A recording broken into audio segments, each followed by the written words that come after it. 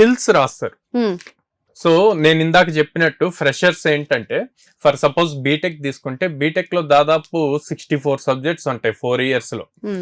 ఆ సబ్జెక్ట్స్ అన్ని వాళ్ళు ఆ ఇయర్ లో పాస్ అవుట్ అవుతారు, ఎంతో కొంత నాలెడ్జ్ ఉంటది కాబట్టి అవన్నీ మనకు తెలుసు కదా అని చెప్పి మెన్షన్ చేస్తారు. ఫర్ సపోజ్ సాఫ్ట్వేర్ సైడ్ వెళ్ళాలి అనుకున్న వాళ్ళు అనుకోండి, సి పెడతారు, C++ రాస్తారు స్కిల్స్ లో, జావా రాస్తారు, జావా స్క్రిప్ట్ రాస్తారు, పైథాన్ రాస్తారు. ఎట్లాగా వాళ్ళు ఏవైతే నేర్చుకున్నారో ప్రోగ్రామింగ్ లాంగ్వేజ్ 8 సెమిస్టర్స్ లో వాటన్నిటిని మెన్షన్ చేస్తారు. జస్ట్ ఐడియా ఉందని మెన్షన్ చేస్తారు. కానీ అది రేపొద్దున ప్రాబ్లం అవుతుంది ఇంటర్వ్యూకి వెళ్ళినప్పుడు.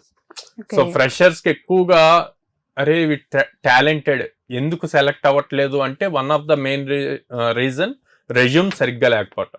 స్కిల్స్ ఎందులో స్ట్రాంగ్ ఉంటే, ఇప్పుడు అన్ని ప్రోగ్రామింగ్ లాంగ్వేజ్ తెలుసు కానీ అన్నిట్లోనూ స్ట్రాంగ్ ఉండరు.